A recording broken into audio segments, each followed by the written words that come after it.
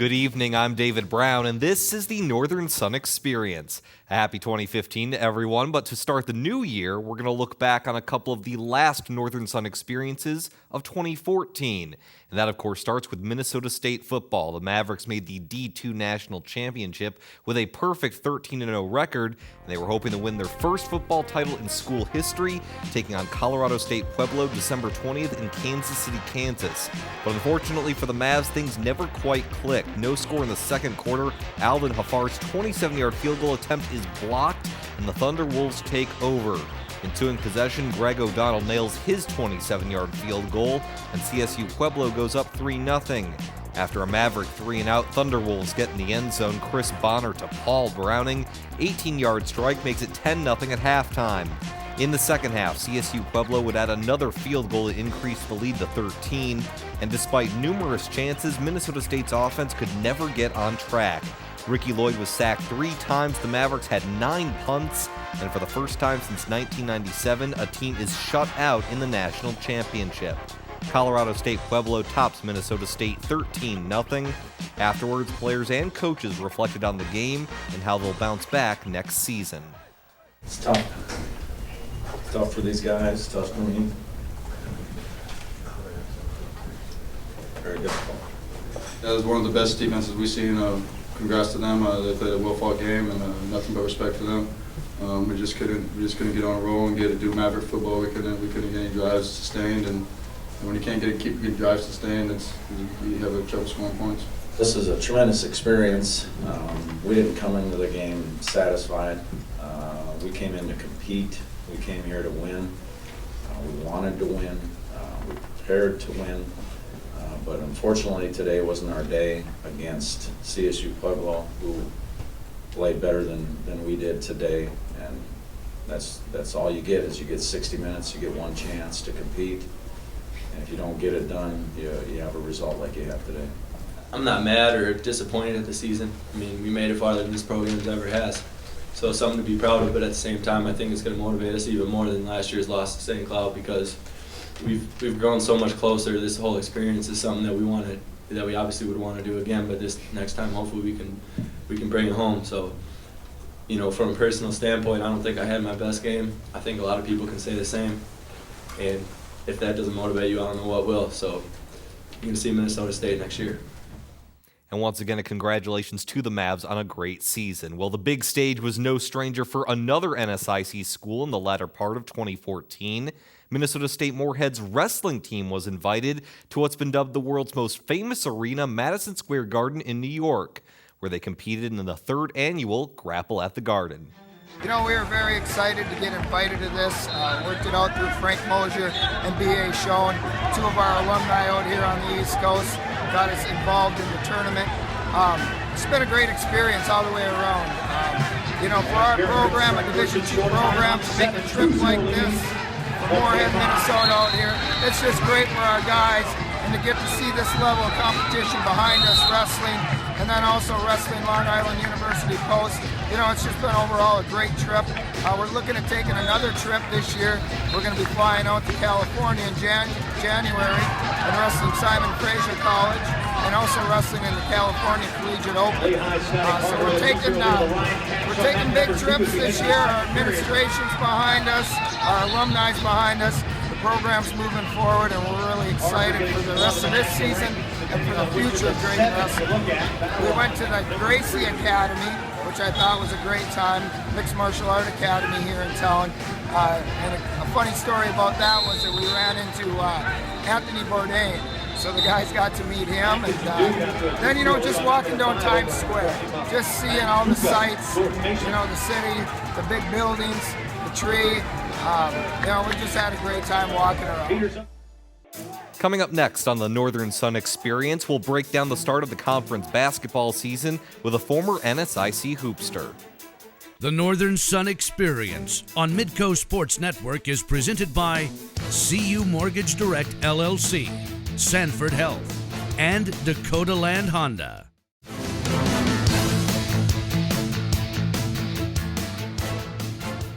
And welcome back to the Northern Sun Experience. With the start of a new year, we're going to introduce a new feature here on our show. Throughout the basketball season, we'll be joined by our Midcoast Sports Network analyst, Mr. Jordan Dalton. And Jordan, we need to run down your resume a little bit so people know exactly who we're talking about. Point guard at Augustana, 2006 to 2010. 118 total games, third in Vikings history, 413 assists, seventh in Vikings history.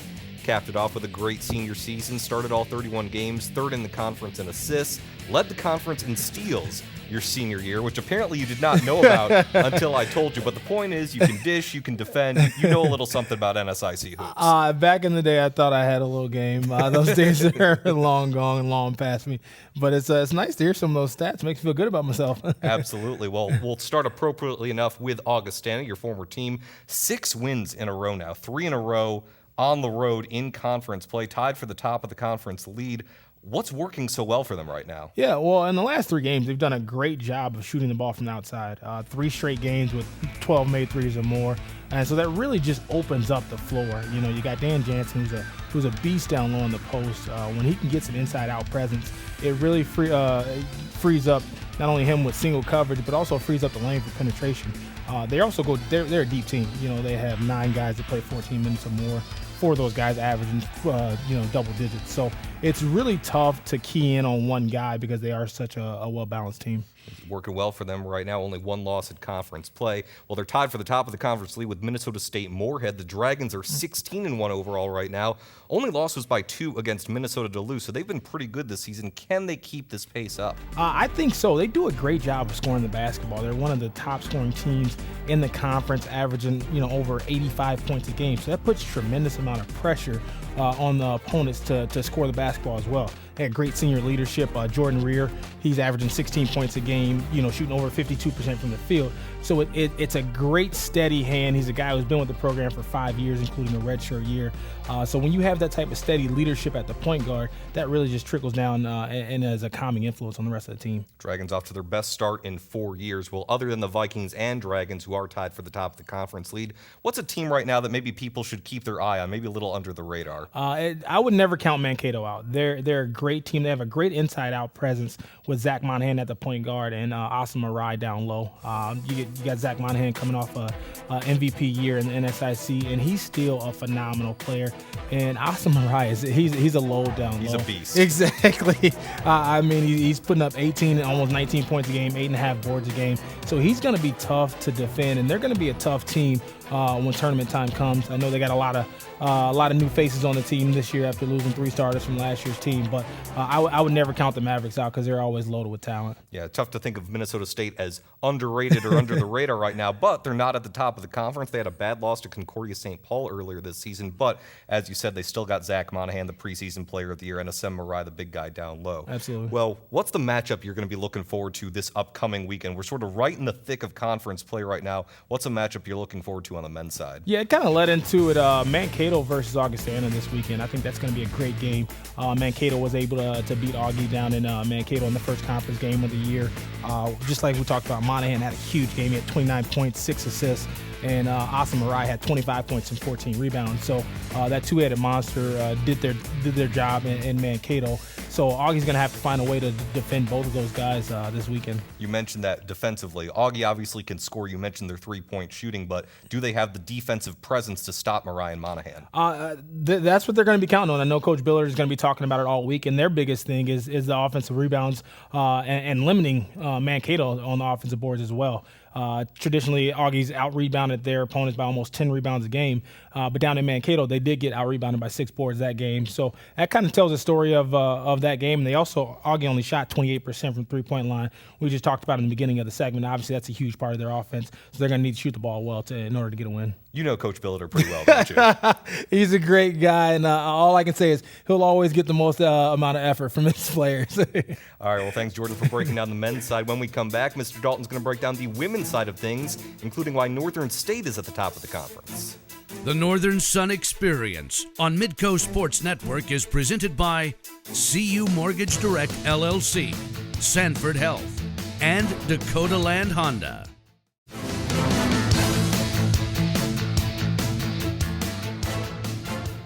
And welcome back to the Northern Sun Experience, joined once again by former Augustana point guard Jordan Dalton. And Jordan, let's break down the women's side of things right now. Top team in the conference is Northern State, 13-1 overall, 7-1 in the conference.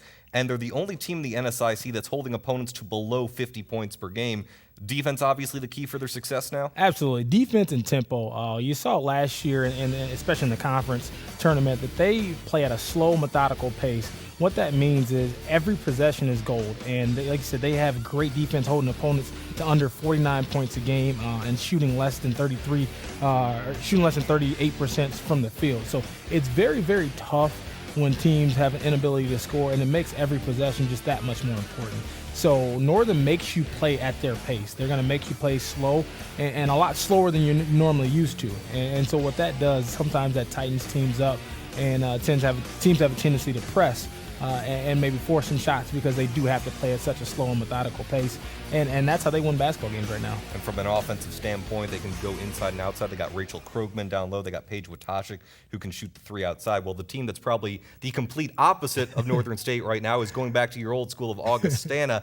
They lead the conference in offense, averaging nearly 81 points a game, but they're only 3-5 in conference play, 11th out of 16 NSIC teams overall. Can they flip the script defensively? I think they're going to have to. Tough part with Augie is they have one senior in Shantiva Ashley who's been playing great, but that's the only experienced player they have. And so when you have inexperienced players coming in playing bigger roles than maybe some were expecting to, they're learning how to finish games. They're learning how to play hard consistently. And as you talked about, they can score the basketball, and that's phenomenal.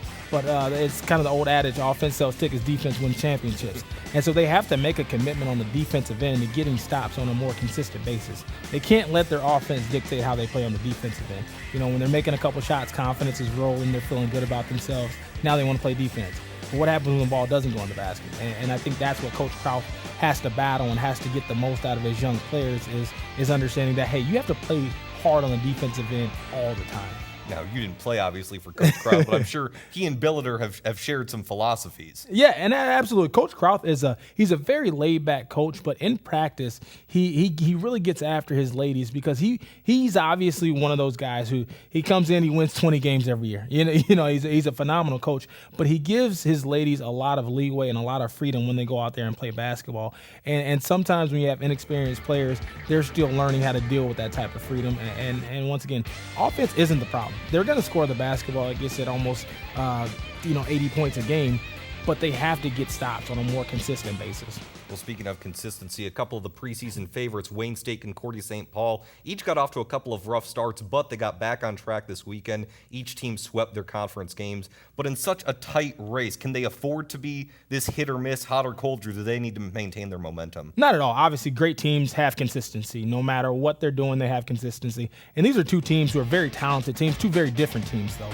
Wayne State is a very, very talented offensive team, and I think they're just trying to learn their way and trying to gain some chemistry between their starting five especially.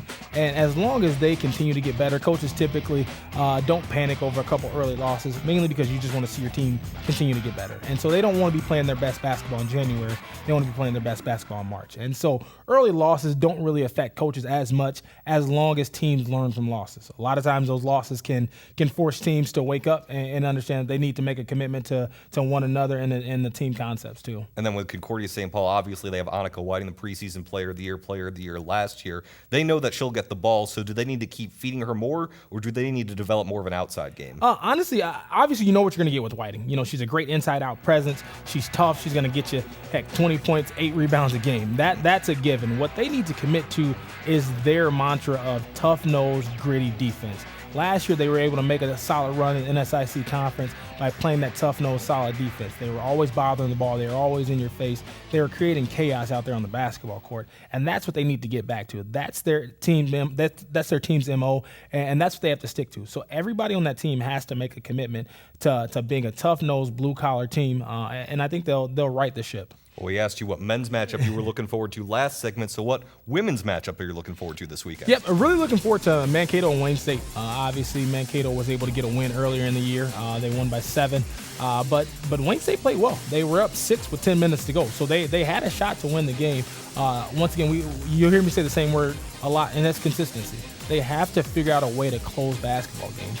You can't play 20 minutes worth of good basketball and expect to win in the NSIC. It's just too tough of a conference. You're going against too many talented players. And so they're going to have to put two halves together this weekend to try to get a win. This was fun, man. Yeah, looking forward to it. Appreciate you having me, and look like we're going to have a lot of fun this year. Absolutely. Jordan will be with us every week, breaking down men's and women's conference play in the NSIC. Thanks again, Mr. Dalton. And when we come back on Midcoast Sports Network, Under the Northern Sun, where we spotlight Wayne State in Nebraska. The Northern Sun Experience on Midcoast Sports Network is presented by CU Mortgage Direct LLC, Sanford Health, and Dakota Land Honda.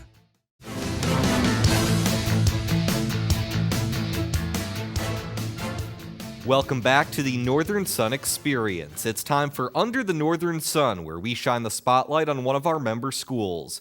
Tonight, it's Wayne State College in Nebraska, where the unique community bond has only strengthened over time. Founded in 1891 as Nebraska Normal College, Wayne State College earned a distinguished reputation as a teacher's college from its early days. Serving its rural community and region is still the primary mission of Wayne State today, but through the years, the school has broadened its vision to meet more comprehensive needs, offering a variety of majors and minors. With an enrollment of 3,513 students, Wayne State offers more than 80 majors and minors in 14 academic departments. Located in Wayne, Nebraska, Wayne State College serves a 46-county area in northeast Nebraska. Students from 38 states and 21 countries attend Wayne State, which offers a student-to-faculty ratio of 20-1. Many of the Wayne State clubs and organizations give back to the Wayne community, as evidenced when the town went through a devastating EF4 tornado in October 2013 that caused over $50 million in damage to the community and surrounding area. Hundreds of Wayne State students and staff helped in cleanup efforts and numerous fundraisers to help the community rebuild. Wayne State competes in NCAA Division II athletics, joining the Northern Sun Intercollegiate Conference in 1998. Over the years, Wayne State has hosted numerous NSIC and NCAA championship events, and this fall was no exception, as both NSIC and NCAA regional cross-country championships were held at Wayne State in November. It marked the fifth time since 2003 that Wayne State hosted an NCAA regional event in cross-country. Other premier events that Wayne State has hosted over the years include regional championships in softball and women's basketball, along with conference championship events in baseball and track and field. Wayne State student athletes also excel in the classroom. Last year, over 150 student athletes received Presidential Scholar Athlete Awards to go with nearly 90 NSIC All-Academic Award winners. Washington Monthly ranked Wayne State 19th among all of the colleges and universities in the nation in its Best Bang for the Buck category, which is based on the economic value students receive per dollar. Wayne State was named in the 2013 President's Higher Education Community Service Honor Roll. It's the third time that Wayne State College has been recognized for service learning and civic engagement. For over a century, Wayne State has maintained itself as a dynamic institution able to adapt to changing climates by providing an affordable education in a student-centered atmosphere. The college offers unique opportunities, including international study programs in Greece, Asia, and Costa Rica, and a nationally recognized MBA degree. The Wayne State College community is proud of its focus on students' needs and goals. It's dedicated to helping them with success. An active alumni network with over 24,000 alumni across the country provides over $1 million in scholarship money every year for current students. As Wayne State College continues to grow, it continues to provide consistent service to the region while distinguishing itself among its peers.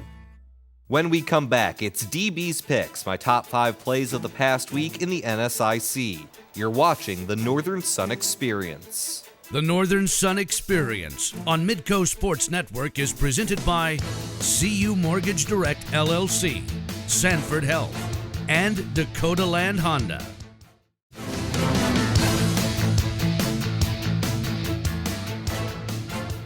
And welcome back to the Northern Sun Experience. Well, it's time for the best of the best, the top 5 plays of the past week in the NSIC. At number 5, we head to St. Paul, where Jessica Newman beats the buzzer. The Minnesota Duluth senior nails this shot from just inside half court to end the first half. That gave the Bulldogs a 36-34 lead going into the locker room. And while they couldn't quite hold on against the Golden Bears from Concordia St. Paul, this golden shot from Newman checks in at number 5. For number 4, we go to Moorhead, where Megan Rorick does it at both ends. picks Winona's pocket on defense and goes coast to coast for the lay-in plus the foul on offense. The junior finished with 30 points, just 2 off of her career high, in a big 80-54 win over the Warriors. And like Katy Perry, you'll hear Megan roar at number 4. For number 3, it's another play at both ends of the floor. Minnesota Duluth's Brendan Pineda deflects the pass and gets in the open court for the one-handed flush. Check it out one more time, a heads-up play by Pineda. He gets 2 hands on the ball, sprints forward for 1 hand in the slam, while the play ends up at number 3. For number 2, we stay in St. Paul, where Concordia St. Paul's Venetia Harris takes advantage in a close contest. She steals the inbounds pass after the free throw, gets the layup and the foul. Take another look, Harris swoops right in after the free throw by Annika Whiting and gets 3 the hard way against St. Cloud State. And that made quite a difference in a 3-point victory for the Golden Bears over the Huskies. But for number 1, we go back to Minnesota State Moorhead, where the Dragons' Nigel Sangalo weaves his way between the Warriors for the reverse lay-in. Check it out at another angle. The junior from Madison, Wisconsin creates some space and gets it to drop. It was a big 106-81 victory for Minnesota State Moorhead as they stay atop the Northern Sun Conference with a 16-1 overall record. And while this basket only counted for 2 points, the creativity and the difficulty make this play stand out at number 1. Once again, a thank you to all NSIC member schools for contributing their time and video for this week's show. We'll be back next week for another edition of the Northern Sun Experience.